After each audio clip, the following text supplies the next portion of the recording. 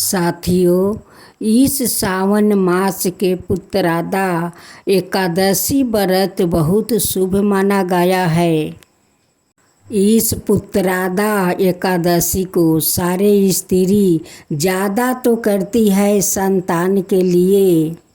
इस एकादशी को संतानें ही नहीं, धन संपत्ति भी घर में आता है। सुख समृद्धि बना रहता है, घर में खुशियाँ भरा रहता है। इस एकादशी व्रत करने से पुत्र से लेकर धन संपत्ति तक सब कुछ प्राप्ति होता है। एक औरत थी जो सारे पूजा पाठ करती थी, घर में अपना यज्ञ भी करवाती थी, दान पुण्य तक करती थी, फिर भी उनकी कोई संतान नहीं हो रहे थे। एक दिन उस औरत का दरवाजे पर एक भूखा प्यासा एक ब्राह्मण आता है। वो ब्राह्मण से कहती है कि हे ब्राह्मण देव, मैं इतना पूजा पाठ करती हूँ, घर में यहाँ तक कि यज्ञ भी करवाती हूँ, फिर भी हमारा कोई संतान नहीं हो रहा है। सारे बात उस ब्राह्मण को बताई। तब जाकर ब्राह्मण देव पूछा कि अच्छा बेटी, तुम इतना पूजा पाठ करती हो, दान पुण्य करती हो, घर में यज्ञ करवाती हो, कभी पुत्रादा एकादशी व्रत किया है? कहती है कि नहीं ब्राह्मण देव, मैं तो कभी पुत्रादा एकादशी व्रत नहीं किया है। ब्राह्मण देव कहते हैं कि बेटी, तुम एक बार पुत्रादा एकादशी व्रत करके तो देखो।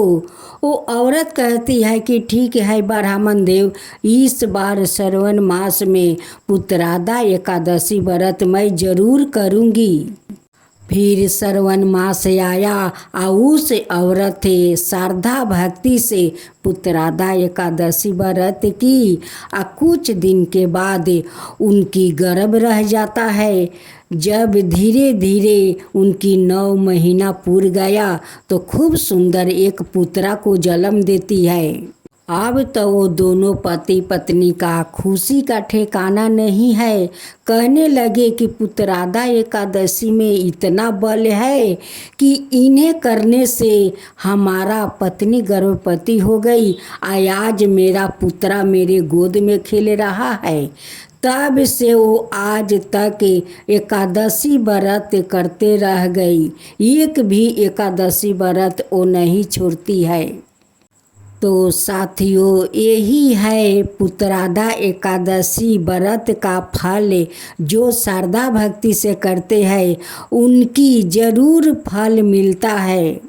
भक्तजनों, आज आप सुने पुत्रादा एकादशी व्रत कथा। युधिष्ठिर कहने लगे कि हे मधुसूदन, श्रवण शुक्ला एकादशी का क्या नाम है? इसके व्रत करने की विधि और इसका महात्म्य क्या है? आप कृपा करके कहिए। श्री कृष्णा जी बोले, हे राजन, इस एकादशी का नाम पुत्रादा है। अब आप शांति पूर्वक इसकी गाथा को सुनाइए। द्वापर युग के आरंभ में महिष्मती नाम के एक नगरी थी, जिसमें महिजीत नाम का राजा राज करते थे। परंतु पुत्रहीन होने के कारण राजा को राज्य सुखदायक नहीं लगता था। जिसके संतान ना हो उसका यह लोक और परलोक दोनों ही दुखदायक होते हैं। पुत्र सुख की प्राप्ति के लिए राजा ने अनेक उपाय किया, परंतु राजा को पुत्र की प्राप्ति नहीं हुई। वृद्धावस्था आती हुई देखकर राजा अपनी प्रजा के प्रतिनिधियों को बुलाकर कहने लगा कि हे प्रजाजनों, मैंने इस जन्म में तो कोई पाप किया नहीं। मेरे खजाने में अन्याय से उपार्जन किया हुआ धन भी नहीं है, ना मैंने कभी देवताओं और ब्राह्मणों का दान ही छीना। किसी दूसरे की धरोहर भी मैंने नहीं लिया। प्रजा को पुत्रा समान पालता रहा। मैं अपराधियों को पुत्र और बंधुओं की तरह दंड भी देता रहा। कभी किसी से घृणा तक नहीं किया, सबको समान माना है। साजनों की सदा पूजा करता रहा हूँ। इस प्रकार धर्म युक्त राज्य करते हुए भी मेरे पुत्र नहीं है, सो मैं अत्यंत दुख पा रहा हूँ। इसका क्या कारण है? राजा महिजीत की इस बात को विचारने के लिए मंत्री गण और प्रजा के प्रतिनिधि वन को गए और बड़े बड़े ऋषियों और मुनियों के दर्शन करते हुए राजा के हित की उत्तम कामना की पूर्ति के लिए किसी श्रेष्ठ तपस्वी मुनि को देखते फिरते रहे। एक आश्रम में उन्होंने एक अत्यंत वृद्ध धर्म के गाता बड़े तपस्वी परमात्मा में मन लगाए हुए निराहारे जीतन दरिया जीता तामा जीत क्रोधे सनातन धर्म के गूढ़े तत्वों को जानने वाले समस्त शास्त्रों के गाता महात्मा लोमस मुनि को देखा, जिनका कल्प के व्यतीत होने पर एक रोम गिरता था। सबने जानकर ऋषियों को प्रणाम किया और उनके सामने बैठ गया। उन लोगों को देखकर मुनि ने पूछा कि आप लोग किस कारण आए हैं? निसंदेह मैं आप लोग का हित करूँगा। मेरा जन्म केवल दूसरों के उपकार के लिए ही है, अति संकोच मत करो। लोमस ऋषि के ऐसे वचन सुनकर सब लोग बोले, हे महर्षि, आप हमारी बात जानने में ब्रह्मा से भी अधिक समर्थ है। अतः आप हमारे इस संदेह को दूर कीजिए। महिषमतीपुरी का धर्मात्मा राजा महिजीत प्रजा का पुत्र के समान पालन करता है, परंतु फिर भी वो पुत्रहीन होने के कारण अत्यंत दुखी है। हम लोग उसकी प्रजा है और उसके दुख से हम भी दुखी है। आपके दर्शन से हमें पूर्ण विश्वास है कि हमारा यह संकट अवश्य दूर हो जाएगा, क्योंकि महान पुरुष के दर्शन मात्रा से अनेक कष्ट दूर हो जाता है। अब आप कृपा करके राजा के पुत्र होने का उपाय बतलाइए। यह बात सुनकर ऋषि ने थोड़ी देर के लिए अपने नेत्र बंद किया और राजा के प्रथम जन्म का वृत्तांत जानकर कहने लगे कि यह राजा पूर्व जन्म में एक निर्धन वेश्या था। निर्धन होने के कारण इसने अनेक बुरे कर्म किया है। यह एक गांव से दूसरे गांव में व्यापार करने के लिए जाया करता था। एक समय जेठ मास के शुक्ला पक्ष की द्वादशी के दिन मध्याह्न काल के समय, जबकि वो 2 दिन का भूखा प्यासा था, एक जलाशय पर जल पीने गया। उस स्थान पर एक तत्काल की बियाई हुई प्यासी गऊ जल पी रही थी। राजा ने उसे प्यासी गऊ को जल पीते हुए हटा दिया और सवाए जल पीने लगा। इसलिए राजा को यह दुख सहना पड़ा है। एकादशी के दिन भूखा रहने से वो राजा हुआ और प्यासी गऊ को जल पीते हुए हटाने से पुत्रा का वियोग का दुख भोग रहा है। ऐसा सुनकर सब लोग कहने लगे कि हे ऋषि, शास्त्रों में पापों का प्रायश्चित भी लिखा है। अत राजा का यह पाप नष्ट हो जाए, आप ऐसा कोई उपाय बतलाइए। लोमस मुनि कहने लगे कि श्रवण शुक्ला पक्ष की एकादशी को, जिसे पुत्रादा एकादशी भी कहते हैं, तुम सब लोग व्रत करो और रात्रि को जागरण भी करो। इससे राजा का यह पूर्व जन्म का पाप अवश्य नष्ट हो जाएगा, साथ ही राजा को पुत्र की प्राप्ति होगी। लोमस ऋषि के ऐसे वचन सुनकर मंत्रियों सहित सारी प्रजा नगर को वापस लौट आए और जब श्रवण शुक्ला एकादशी आई तो लोमस ऋषि की आज्ञा अनुसार राजा सहित सबने पुत्रादा एकादशी का व्रत और जागरण किया। इसके पश्चात द्वादशी के दिन इसके पुण्य का फल राजा को दिया गया।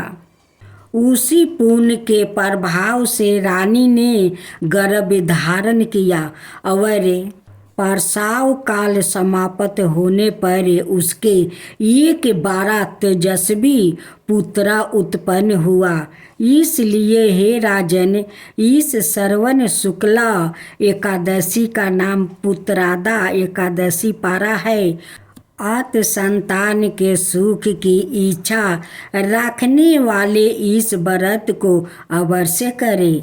इसके महात्म्य को सुनने से मनुष्य सब पापों से मुक्ति हो जाता है और इस लोक में संतान सुख भोग कर परलोक में स्वर्ग को प्राप्ति होता है।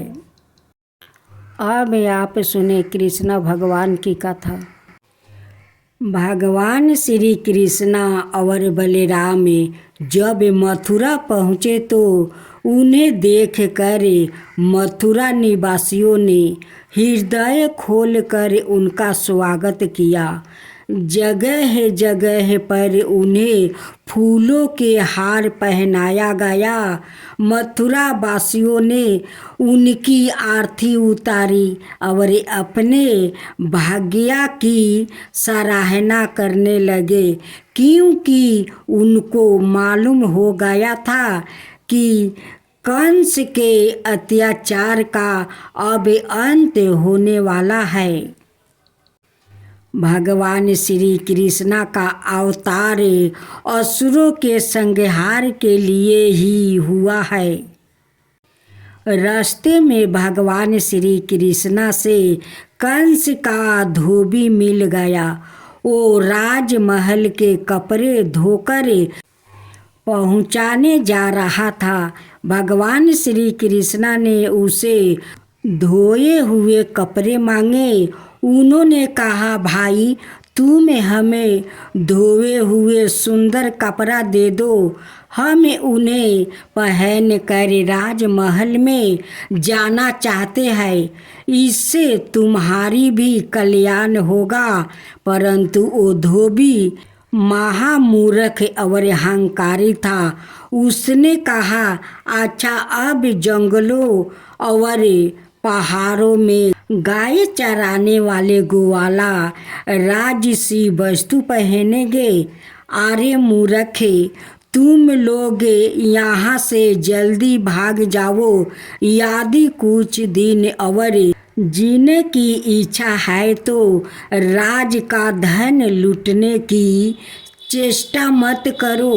भगवान श्री कृष्णा ने कृपित होकर उसे एक तमाचा जमाया और उसका सिर धड़ से अलग होकर धरती पर जा गिरा। यह देखकर उस धोबी के अधीन काम करने वाले सब सेवक कपड़ों को गट्ठर वही छोड़कर इधर उधर भाग गए। भगवान श्री कृष्णा और बलराम ने उनमें से सुंदर सुंदर वस्तु ले लिया और बचे हुए वस्तु अपने साथी ग्वाल बालों में बांट दिया। भगवान श्री कृष्णा और बलराम जब कुछ और आगे बढ़े तब उन्हें एक दर्जी मिला। भगवान का अनुपम सुंदर देखकर उसे बड़ी प्रसन्नता हुई। उसने उनके वस्तुओं को काट छाट कर पहनने योग्य बना दिया। सुंदर राजसी वस्तुओं में भगवान का सुंदर और भी निखर गया। भगवान श्री कृष्णा दर्जी पर बहुत प्रसन्न हुआ। उन्होंने दर्जी को विपुल धन संपत्ति आशीर्वाद के साथ मरने पर मोक्ष का वरदान दिया। इसके बाद भगवान श्री कृष्णा सुदामा बाली के घर गया। दोनों भाइयों को देखते ही सुदामा उठ खड़ा हुआ और पृथ्वी पर सिर टीक कर उन्हें प्रणाम किया। उनको आसन पर बैठाकर उनके पाँव पखारे। उसके बाद उसने ग्वाल बालों सहित भगवान श्री कृष्णा को अच्छी तरह फूल मालाओं से सजा दिया। उसने हाथ जोड़कर भगवान श्री कृष्णा की प्रार्थना करते हुए कहा, प्रभु आप दोनों के सुभाग्य मन से मेरा जन्म सफल हो गया, मेरा कुल पवित्र हो गया। आप दोनों संपूर्ण जगत के परम कारण है। आप समस्त प्राणियों और पदार्थियों में समान रूप से स्थित है। मैं आपके चरणों में बारंबार प्रणाम करता हूँ। भगवान श्री कृष्णा ने सुदामा माली की श्रद्धा और भक्ति से प्रसन्न होकर उसे उनके वर दिया।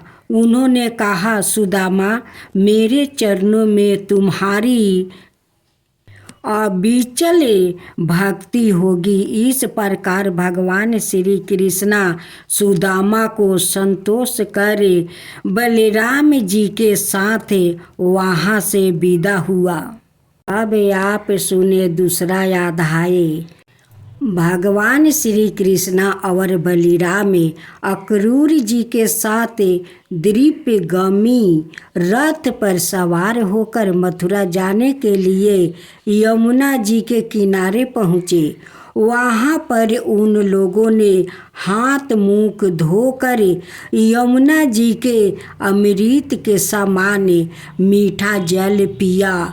इसके बाद बलराम जी के साथ भगवान श्री कृष्णा वृक्षों के पास खड़े रथ पर सवार हो गए। अक्रूर जी ने दोनों भाइयों को रथ पर बैठाकर उनसे यमुना जी में स्नान करने की आज्ञा ली। वो यमुना जी में विधि पूर्वक स्नान करने लगे। जिस समय उन्होंने डुबकी लगाई उसी समय उन दोनों जल के भीतर देखा कि श्री कृष्णा और बलराम दोनों भाई एक साथ बैठे हुए हैं। अब उनके मन में यह शंका हुई कि वासुदेव जी के पुत्र को तो मैं रथ पर बैठाकर आया हूँ, फिर वो जल में कैसे आ गए? जब वो यहाँ आया फिर रथ पर नहीं होंगे। ऐसा सोचकर उन्होंने सिर निकाल कर बाहर देखा। वो रथ पर भी पूर्ववत बैठे हुए थे। उन्होंने यह सोचकर कि मैंने उन्हें जल में देखा था, शायद वो मेरा भ्रम होगा। फिर वो डुबकी लगाई। फिर उन्होंने वहाँ भी देखा कि साक्षात भगवान श्री कृष्ण और शेष नाग विराजमान है। सीधे चरण गंधर्व और देवता सिर झुकाकर उनकी स्तुति कर रहे हैं। शेष जी की हजारों सिर है और उनके प्रत्येक फन पर सोने का मटुक है। अक्रूर जी ने देखा कि शेष जी की गोद में सया में मेघ के समान श्री कृष्णा विराजमान है। वो रेशमी पीताम्बर पहने हुए है। बड़ी ही संत चतुर्भुजी मूर्ति है। रक्त कमल दल के समान रत नूर नेत्रा प्रसन्नता से खिला हुआ मनोहर मुख, मधुर हंसी और सुंदर चितवन सभी चित्त को बर बस चुराए लेते हैं। उनकी भये अत्यंत सुंदर और नसिका सुघर है। कपोलों और लाल लाल अधरों की शोभा तो निराली है। उनके लाल लाल नखों से ज्योति मयूरों किरणों निकल रही है। सिर पर बहुमूल्य मणियों से जड़ा हुआ सुंदर मटुक है और चारों हाथों में शंख चक्र गादा और परदुम है। ब्रह्मा महादेव इंद्रादि देवता उनकी स्तुति कर रहे हैं। माया आदि शक्तियाँ मूर्तिमान होकर उनकी सेवा कर रही है। भगवान श्री कृष्णा की यह सुंदर लीला देखकर अक्रूर जी का हृदय परमानंद से लबालब भर गया। उन्हें दुर्लभ भक्ति प्राप्ति हो गई। उनका सारा शरीर हर्ष से पुलकित हो गया और नेत्रों में आंसू बह गया। उन्होंने अपने शरीर की सुधि ही भूल गई। फिर अक्रूर जी ने अपना साहस बटोर कर और भगवान श्री कृष्णा के चरणों में सिर रख कर साष्टांग प्रणाम किया। उनके बाद दोनों हाथ जोड़कर धीरे धीरे गद गद वाणी से भगवान की स्तुति करने लगे। अक्रूर जी बोले, प्रभु आप प्रकृति आदि समस्त कारणों के परम कारण है। आप ही अविनाशी पुरुषोत्तम नारायण है। आप से ही ब्रह्मा शिव आदि देवताओं का प्रादुर्भाव हुआ है। मैं आपके चरणों में नमस्कार करता हूँ। माता एक माता होती है। माता अपनों संतान को वो कैसे संभाला जाता है, वो माता संभालती है। माता संभालने को जानती है। अपने परिवार को या संतान को वो दुख में नहीं देख सकती है। माता का तो ममता ऐसे ही होती है कि अपना संतान को वो दुख तकलीफ में नहीं देख सकती है। तो भक्तजनों, आज मैं कथा सुनाने जा रही हूँ 11 माता और उनकी भक्ति की। 11 माता की जय हो, 11 माता की जय हो, विष्णु भगवान की जय हो, विष्णु भगवान की जय हो। एक बुढ़िया माई थी जो अपना टूटे हुए झोपड़ी में रहा करती थी। बुढ़िया माई इगारस माता का भक्त थी। इगारस माता का एक फोटो लेकर उन्हें श्रृंगार करती थी, उन्हें पूजा पाठ करती थी। बुढ़िया माई सुबह सुबह उठ जाती है, अपना घर का सारा काम कर लेती है। करके वो गंगा या स्नान करने चली जाती है। उनकी घर से थोड़ी दूरी पर गंगा थी, उसी गंगा में स्नान करने चली जाती है। जब बुढ़िया माई गंगा या स्नान करके आती है तो एक टूल पर खूब सुंदर आसन बिछा देती है और उसी आसन पर इगारस माता का फोटो रख देती है। उन्हें श्रृंगार करती है, उन्हें भोग लगाती है और श्रद्धा भक्ति से उन्हें आरती करती है। आरती करने के बाद वो जाकर भोजन करती है।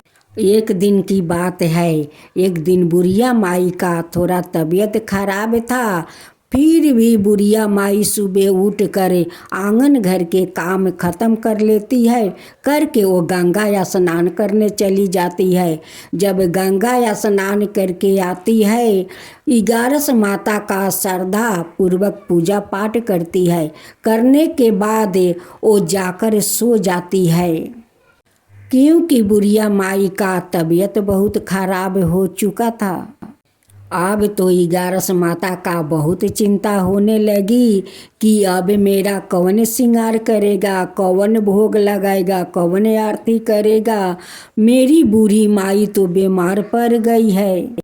बुढ़िया माई को तो कोई सेवा करने वाला भी घर में नहीं था। इगारस माता एक लड़की का रूप धारण करती है, आकर बुढ़िया माई को सेवा करती है। इगारस माता अपना भक्त को इतना सेवा की कि बुढ़िया माई ठीक हो गई और वो जुआन लगने लगी। बुढ़िया माई कहती है कि बेटी, अपना घर द्वार छोड़कर आकर तुम मुझे इतना सेवा कि मैं तो ठीक हो गई। और देखो मेरा शास्त्री कितना अच्छा लग रहे है। बुढ़िया माई कहती है कि बेटी, अब तुम अपना घर जाओ, नहीं तो तुम्हारा माता पिता बहुत चिंता कर रहे होंगे कि मेरी बेटी कहाँ चली गई। भेष रूपी इगारस माता कहती है कि तू हमारा माँ नहीं है, तू भी तो मेरा माँ है। बुढ़िया माई कहती है कि बेटी, अब तुम अपना घर जाओ, मुझे अपना इगारस माता का श्रृंगार करना है, उन्हें भोग लगाना है, तुम अपना घर चली जाओ। अब मैं ठीक हो गई हूँ, तुम इतना सेवा की कि मुझे तो देखो जुआन बना दिया है। इगारस माता कहती है कि तुम जो इगारस माता का इतना सेवा करती हो तो तुम्हें तो जुआन होना जरूरी है, क्योंकि इगारस माता का पूजा तो करना होगा, श्रृंगार तो करना पड़ेगा। अगर तुम ठीक नहीं रहोगी तो इगारस माता के कौन श्रृंगार करेगा, कौन उन्हें भोग लगाएगा, कौन उन्हें आरती करेगा। तो देखा भक्तों, माँ को ममता ऐसा ही होता है। अपना भक्त को वो कैसे ख्याल रखती है, उनके लिए कितना चिंता करती है। इसीलिए तो इगारस माता कहलाती है। तब से इगारस माता अपना भक्त को ख्याल रखने लगी। एक दिन इगारस माता कहती है कि तुम मुझे कहती हो माँ कि तुम अपना घर चली जाओ, क्या तुम मेरी माँ नहीं हो? ये मेरा घर नहीं है। बूढ़ी माई कहती है कि नहीं बेटी नहीं, ये तेरा ही तो घर है, मैं तेरी माँ हूँ। मेरा मतलब तो बेटी ये नहीं था, मैं यही सोच रही थी कि तुम्हारा माता पिता तुम्हारा बहुत चिंता कर रहे होंगे, इसलिए मैं बोल दिया कि बेटी अपना घर जाओ। इगारस माता कहती है कि मेरा तो कोई नहीं है, तुम सब कुछ मेरे लिए हो। जैसे जैसे दिन बीत रहा था वैसे वैसे उनकी वयस होते जा रहे थे। एक दिन बुढ़िया माई 11 माता का भोग लगा रही थी, उनकी पूजा कर रही थी। 11 माता से कह रही थी कि हे 11 माता, आप तो सबकी दाता है, जग जननी माता है, सबको दाता है। अगर मेरा मृत्यु हो गया तो मेरा मुख में आग देने वाला कोई नहीं है, मेरा मुख में आग कौन देगा। उस दिन बुढ़िया माई का बात सुनकर 11 माता से और रहा नहीं जाता। 11 माता साक्षात वो प्रकट हो जाती है। बुढ़िया माई उस 11 माता को देखकर बहुत अचकित हो जाती है। बुढ़िया माई को इस चमत्कार देखकर आँख में आंसू भर आता है। 11 माता अपनी हाथ से उनकी आंसू पोंछती है, कहती है कि माँ अपना आँख से आंसू मत बहाओ। बुढ़िया माई कहती है कि नहीं बेटी, ये तो खुशी का आंसू है, खुशी का। आज जो आप मुझे चमत्कार दिखाया है, अपना दर्शन दी है, ये तो मैं कभी अपना मन में सोच नहीं रहा था। आपका दर्शन होगा। आप तो साक्षात एक लड़की का रूप में आकर मेरा इतना सेवा की माता, इतना सेवा की। मैं कभी सोचा नहीं था माता, सोचा नहीं था। 11 माता कहती है कि माँ, तू जो मेरा इतना सेवा करती हो, इतना मुझे श्रद्धा भक्ति से श्रृंगार करती हो, तो मेरा तो कर्तव्य बनता है मैं भी तुम्हारा ख्याल रखूं। बूढ़ी माई कहती है कि इसलिए लोग कहते हैं कि माता अपना भक्तों को ख्याल रखते हैं, अपना संतान को ख्याल रखती है। 11 माता कहती है कि माँ तुम चिंता मत करो, तुम्हारा जब मृत्यु होगा तो तुम विष्णु धाम जाओगी, अब विष्णु भगवान तुम्हें सिंहासन पर बैठा कर रखेंगे। तथास्तु कहकर 11 माता अंतर्ध्यान हो जाती है। इधर बुढ़िया माई का मृत्यु होकर वो वैकुंठ धाम चली जाती है। वहाँ पर विष्णु भगवान उन्हें सिंहासन पर बैठाते हैं। हे 11 माता, जैसे आप उस बुढ़िया माई पर आप कृपा किया, वैसा ही सबका ऊपर कृपा कीजिए, सबका ऊपर ध्यान रखिए। जो आपका कथा कहे उन पर ख्याल रखिए, जो आपका श्रद्धा भक्ति से कथा सुनते हैं उनको भी ख्याल रखिए। हे 11 माता, उनको भी ख्याल रखिए। 11 माता की जय हो, 11 माता की जय हो। भक्त जनों, आज आप सुनेंगे एक अनाथ लड़की और माँ तुलसी की कथा। अगर मेरा कथा आप लोग के अच्छा लगे तो मेरे कमेंट बॉक्स में जय माँ तुलसी ज़रूर लिखिए। एक टूटे हुए गौशाला में एक अनाथ लड़की रहती है। वो लड़की का कोई नहीं था। उस लड़की ने किसी के घर में बर्तन मांज देती है तो कोई 2 रोटी दे देते हैं, किसी का घर में जाकर पोछा लगा देती है तो 1 मुट्ठी चावल दे देते हैं। वो लड़की अपनी गुजारा ऐसा ही कर रही थी। उस लड़की ने रोज नदी में स्नान करने जाती है और नदी के किनारे आकर भीजे कपड़ा छोड़कर अपनी सूखे कपड़ा पहनती है।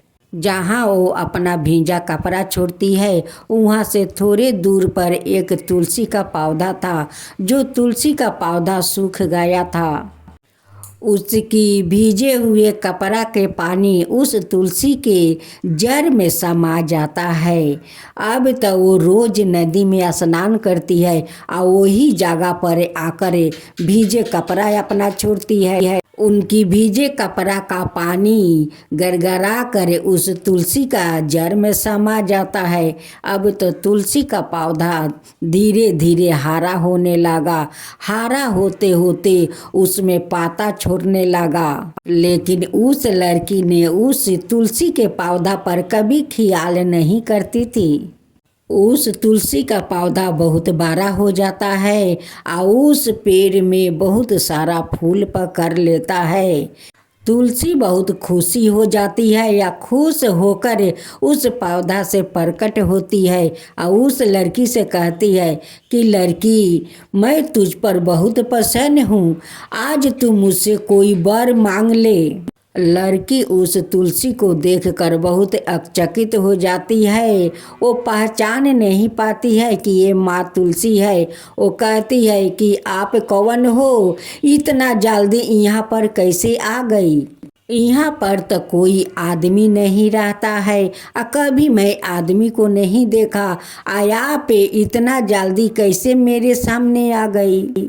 कहती है कि मैं तो तुलसी हूँ, तुम उस तुलसी का पौधा को देखती हो, उस तुलसी का पौधा तुम्हारे कारण तो हरा भरा हुआ है और इतना फूल पकड़ा है कि वो फूला कर बहुत खुश हो गई है।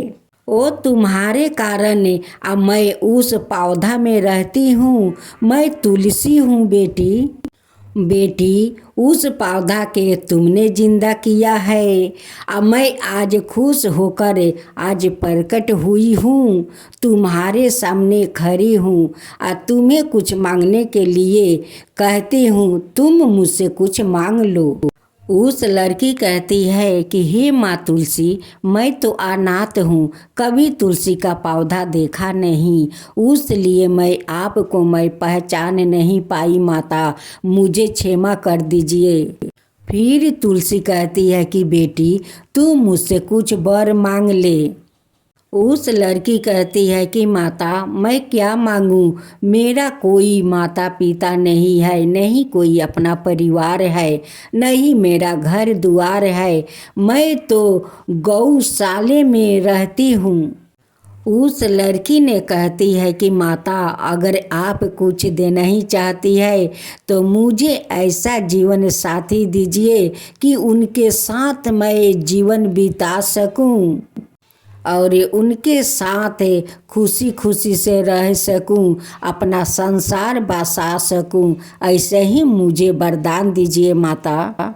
फिर लड़की कहती है कि माता, यहाँ पर तो कहीं दूर दूर तकले कोई घर द्वार दिखाई नहीं दे रहा है, तो मेरा जीवन साथी कहाँ मिलेगा? माँ तुलसी कहती है कि बेटी, तू उसके लिए चिंता मत कर, मैं सब कुछ बंदोबस्त कर दूंगी। माँ तुलसी अपना माया शक्ति से उस गौशाला का वो माया जाल नगरी बना देती है। माँ तुलसी उस लड़की को कहती है कि बेटी, तू लाल चुनरी पहन कर उस दरवाजा के सामने बैठ जाना, देखना एक राजकुमार इस नगरी से आएंगे और तुम्हें पसंद करके वो अपना घर ले जाएंगे और ले जाकर वहाँ पर धाम धूम से अपना शादी तुम्हारे साथ करेंगे। उस लड़की माँ तुलसी से वो रो कर कहती है कि माँ, आप मेरे लिए इतना कुछ कर रही है तो आप मेरा माँ बन जाइए और उस राजकुमार के हाथ में अपना हाथ से मेरे हाथ धरा दीजिए। माता कहती है कि माँ, अगर आप मेरे हाथ अपना हाथ से उस लड़के के हाथ में नहीं देगी तो मैं उस लड़का के साथ नहीं जाऊंगी। माँ, मैं उसी टूटे हुए गौशाला में मैं अपना गुजारा कर लूँगी, लेकिन उस लड़का के साथ मैं नहीं जाऊंगी। नहीं तो आपका एक दिन के लिए मेरे माँ बन जाइए। माता, आप तो सभी को माँ है, तो मेरा माँ आप बन जाइए। अब माँ बनकर उनके हाथ में मेरा हाथ दे दीजिए। माँ तुलसी बहुत दुविधा में पड़ जाती है और चिंता करती है कि ये लड़की को तो कोई नहीं है, ये तो बेचारी अनाथ है, मैं क्या करूँ? माँ तुलसी कहती है कि ठीक है बेटी, मैं अपना हाथ से तेरे हाथ उस लड़के के हाथ में दे दूंगी। लड़की जाकर दरवाजे पर बैठ जाती है।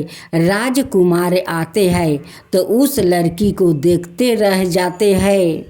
लड़का कहता है कि मैं तुम्हारा माता पिता से मैं बात करना चाहता हूँ, लड़की कहती है कि मेरा माता है, पिता नहीं है, जो है मेरी माँ है, वही मेरी माँ है, वही मेरी पिता है, वो जो कहेंगे वही मैं करूँगी। माँ तुलसी एक साधारण सा माता का रूप में आती है। कहती है कि बेटा, आप मेरे बेटी से शादी करना चाहते हो? लड़का कहता है कि हाँ, मुझे तो बहुत पसंद है, मैं तो आपसे बात करना चाहता था।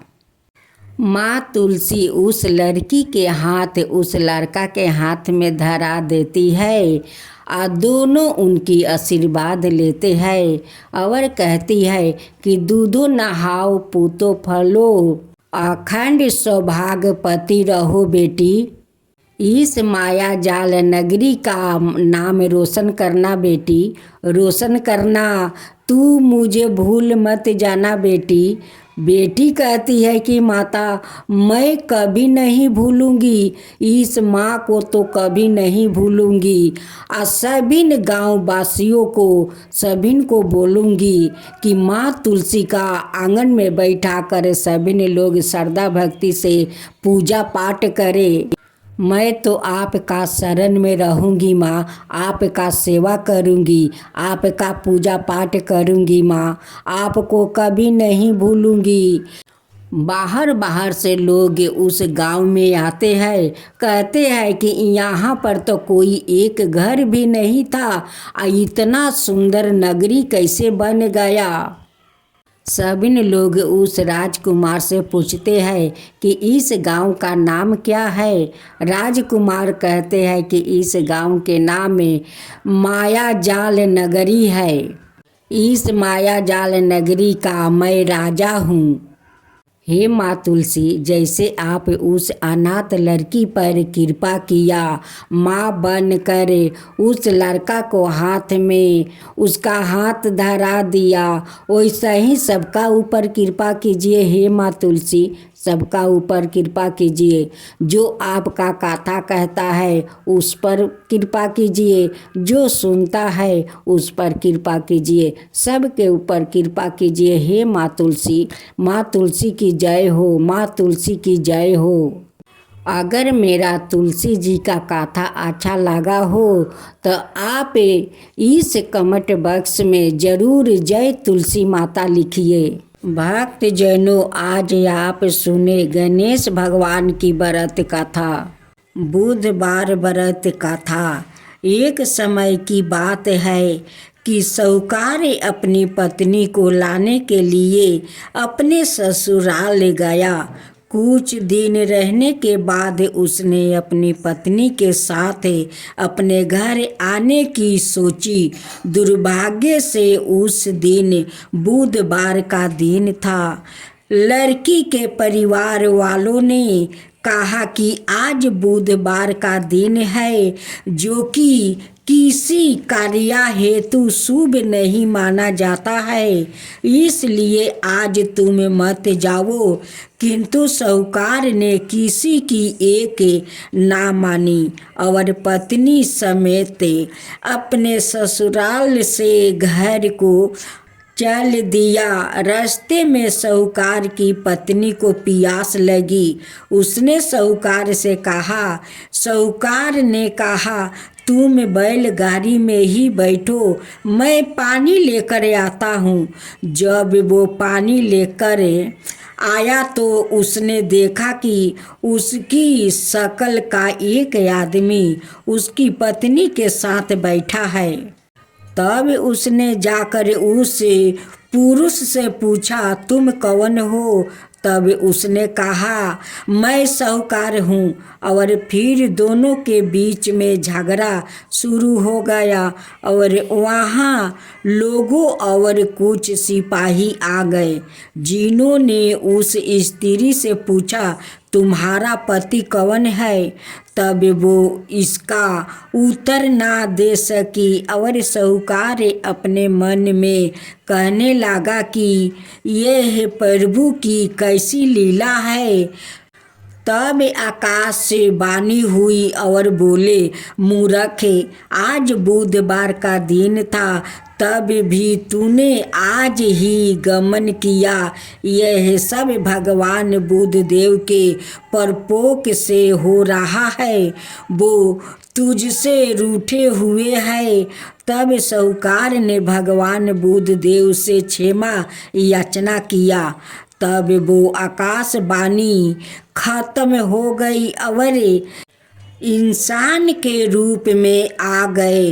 बुद्धदेव भी अदृश्य हो गए और फिर साहूकार अपनी पत्नी संग लेके घर गया और भगवान बुद्धदेव की पूजा की। जो भी इस व्रत कथा को सुनता है उसको बुधवार की यात्रा करने का पाप नहीं लगता है। दूसरा पाठ। समातापुर नगर में मधुसूदन नाम का एक व्याकुत रहता था। वो बहुत धनवान था। मधुसूदन का विवाह बलरामपुर नगर की सुंदर और गुणवती लड़की संगीता से हुआ था। एक बार मधुसूदन अपनी पत्नी को लेने बुधवार के दिन बलरामपुर गया। मधुसूदन ने पत्नी के माता पिता से संगीता को विदा कराने के लिए कहा। माता पिता बोले, बेटा आज बुधवार है, बुधवार को किसी भी शुभ कार्य के लिए यात्रा नहीं करते हैं। लेकिन मधुसूदन ने नहीं माना। उसने ऐसी शुभ अशुभ की बातों को नहीं मानने की बात कही। बहुत आग्रह करने पर संगीता के माता पिता ने विश्वास होकर दोनों को विदा कर दिया। दोनों ने बैलगाड़ी से यात्रा कर रहे थे कि 2 कोस की यात्रा के बाद उसकी गाड़ी का एक पहिया टूट गया। वहाँ से दोनों ने पैदल ही यात्रा शुरू किया। रास्ते में संगीता को प्यास लगी। मधुसूदन उसे एक पेड़ के नीचे बैठाकर जल लेने चला गया। थोड़ी देर बाद जब मधुसूदन कहीं से जल लेकर वापस आया तो वो बुरी तरह हैरान हो उठा, क्योंकि उसकी पत्नी के पास उसकी ही शकल सूरत का एक दूसरा व्याकुत बैठा था। संगीता भी मधुसूदन को देखकर हैरान रह गई। वो दोनों में कोई अंतर नहीं कर पाई। मधुसूदन ने उस व्याकुत से पूछा, तुम कौन हो और मेरी पत्नी के पास क्यों बैठे हो? मधुसूदन की बात सुनकर उस व्याकुत ने कहा, अरे भाई, यह मेरी पत्नी संगीता है। मैं अपनी पत्नी को ससुराल से विदा करा कर लाया हूँ। लेकिन तुम कौन हो जो मुझसे ऐसा प्रश्न कर रहे हो? मधुसूदन ने लगभग चीखते हुए कहा, तुम जरूर कोई चोर या ठग हो। यह मेरी पत्नी संगीता है। मैं इसे पेड़ के नीचे बैठाकर जल लेने गया था। इस पर उस व्याकुत ने कहा, अरे भाई, झूठ तो तुम बोल रहे हो। संगीता को प्यास लगने पर जल लेने तो मैं गया था। मैंने तो जल लाकर अपनी पत्नी को पिला भी दिया है। अब तुम चुपचाप यहाँ से चलते बनो, नहीं तो किसी सिपाही को बुलाकर तुम्हें पकड़वा दूंगा। दोनों एक दूसरे से लड़ने लगे। उन्होंने लड़ते झगड़ते बहुत से लोग वहाँ एकत्र हो गया। नगर के कुछ सिपाही भी वहाँ आ गया। सिपाही उन दोनों को पकड़ कर राजा के पास ले गया। सारी कहानी सुनकर राजा भी कोई निर्णय नहीं कर पाया। संगीता भी उन दोनों में से अपने वास्तविक पति को नहीं पहचान पा रही थी। राजा ने दोनों को कारागार में डाल देने के लिए कहा। राजा के फैसले पर असली मधुसूदन भयभीत हो उठा। तभी आकाशवाणी हुई। मधुसूदन ने, तूने संगीता के माता पिता की बात नहीं मानी और बुधवार के दिन अपने ससुराल से चल दिया। यह सब भगवान बुद्धदेव के प्रकोप से हो रहा है। मधुसूदन ने भगवान बुद्धदेव से प्रार्थना की कि हे भगवान बुद्धदेव, मुझे क्षमा कर दीजिए। मुझसे बहुत बड़ी गलती हुई है।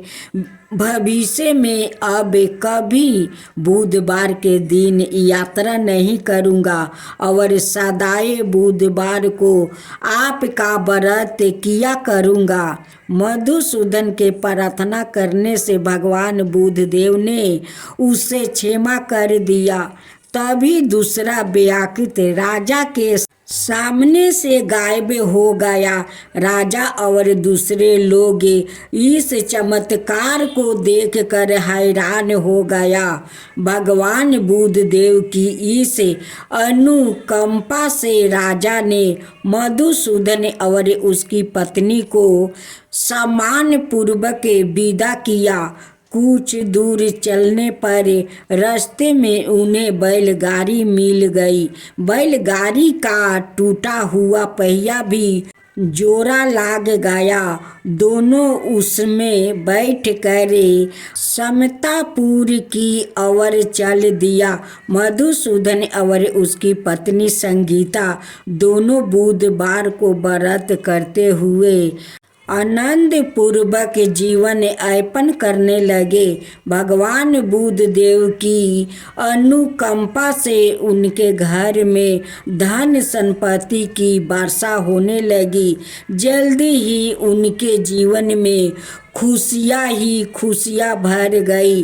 बुधवार का व्रत करने से स्त्री पुरुष के जीवन में सभी मंगल कामनाएं पूरी होती है और व्रत करने वाले को बुधवार के दिन किसी आवश्यक काम से यात्रा करने पर कोई कष्ट भी नहीं होता है।